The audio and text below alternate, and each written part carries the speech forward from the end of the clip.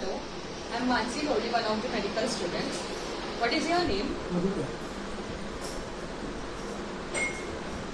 And what is your age? 30 years. So now we'll examine your sensory system.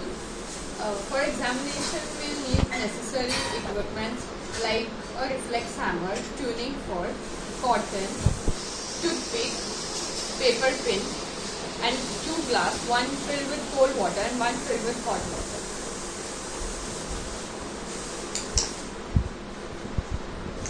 Now we'll start your examination. For pain, use a sharp safety pin, the stick portion of a broken cotton swab or other suitable tool. Occasionally, substitute the blunt end for the point. Ask the patient, is this sharp or dull, or when making comparisons. Apply lightest pressure needed for stimulus to feel sharp, avoid heavy pricks and draw blood. For temperature, testing skin temperature is often omitted if pain sensation is normal. If there are sensory deficits, use 2 glasses filled with hot and cold water. Touch the skin and ask the patient to identify hot or cold.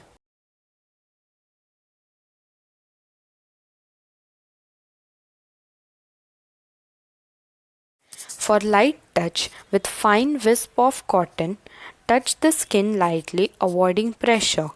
Ask the patient to respond whenever a touch is felt and to compare one area with other. Avoid testing callous skin, which is normally relatively insensitive. For vibration, use a relatively low pitch tuning fork.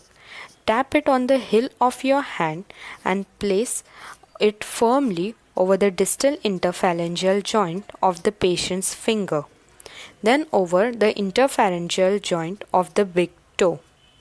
Ask what the patient feels. If you are not sure whether the patient is feeling pressure or vibration, ask the patient to tell you when the vibration stops. Proprioception. Grasp the patient's big toe, holding it by its sides between your thumb and index finger. Then pull it away from the other toes. This prevents extraneous tactile stimuli from affecting testing. Demonstrate up and down as you move the patient's toe clearly upward and downward. Then, with the patient's eyes closed, ask the patient to say up or down when moving large toe in small arc. Several additional techniques test the ability of sensory cortex to correlate, analyze, and interpret sensations. Those are stereognosis, number identification, 2-point discrimination, point localization, and extinction. Stereognosis. Place a familiar object such as a coin, paperclip, key, pencil, or cotton ball in patient's hand and ask the patient to tell you what it is. Normally, a patient will manipulate it skillfully and identify it correctly within 5 seconds.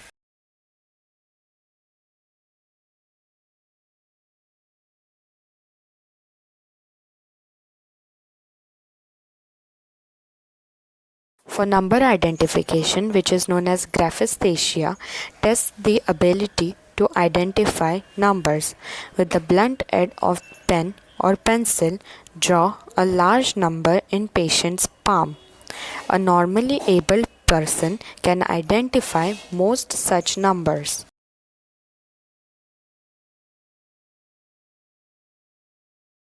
Two-point discrimination. Using the two ends of an open paper clip or two pins, touch the finger pad in 2 places simultaneously. Alternate the double stimulus irregularly with 1 point touch. Be careful not to cause pain. Point localization. Briefly touch a point on the patient's skin. Then ask the patient to open both eyes and point to the place touched. Normally, a person can do so accurately.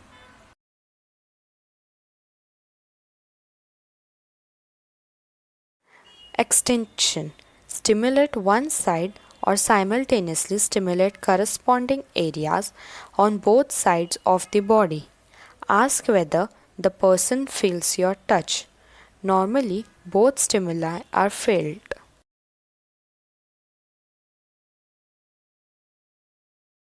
Reinforcement. Ask the patient to clench his or her teeth or to squeeze both knees together. If leg reflexes are diminished or absent, ask the patient to lock fingers and pull one hand against the other. Tell the patient to pull just before you strike the patellar or Achilles tendon. The biceps reflex. The patient's elbow should be partially flexed and forearm pronated with palm down. Place your thumb or finger firmly on the biceps tendon. Aim the strike with reflex hammer directly through your digits toward the biceps tendon. Observe flexion at elbow and watch for and feel the contraction of the biceps. The triceps reflex. The patient may be sitting or supine. Flex the patient's arm at the elbow with palm toward the body and pull it slightly across the chest. Strike the triceps tendon with direct blow directly behind and just above the elbow. Watch for contraction of triceps muscle and extension at the brachioradialis reflex. The patient's hand should rest on the abdomen or the lap with forearm partially pronated. Strike the radius with point or flat edge of the reflex hammer about 1 to 2 inches above the wrist. Watch for flexion and supination of the forearm. The quadriceps reflex. The patient may be either sitting or lying down as long as the knee is flexed. Briskly tap the patellar tendon just above the patella. Note the contraction of the quadriceps with extension at the knee. Place your hand on patient's anterior thigh. Let you feel this reflex. Achilles reflex. If patient is sitting, partially dorsiflex the foot at the ankle. Persuade the point to relax. Strike the Achilles tendon and watch and feel for plantar flexion at the ankle. Also note the speed of relaxation after muscular contraction. When the patient is lying down, flex one leg at both hip and knee and rotate it externally so that the lower leg rests across the opposite shin. Then dorsiflex the foot at ankle and strike the Achilles tendon.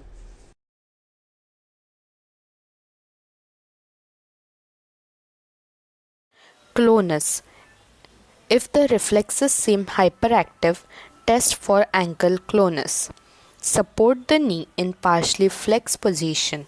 With your hand, dorsiflex and plantar flex the foot a few more times while encouraging the patient to relax.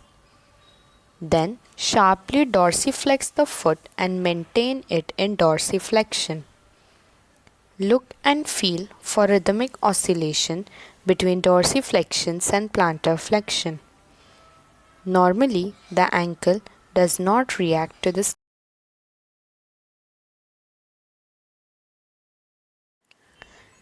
The abdominal reflex. Use a key, the wooden end of the cotton-tipped applicator or tongue blade twisted and split longitudinally. Note the contraction of the abdominal muscles and movement of the umbilicus towards the stimulus.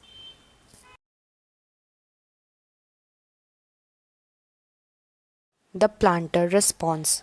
With the key or wooden end of the applicator stick, stroke the lateral aspect of the sole from heel to the ball of the foot, curving medially across the ball. Use lighter stimulus needed to provoke a response, but increase firmness if necessary. Closely observe the movement of the big toe, normally plantar flexion.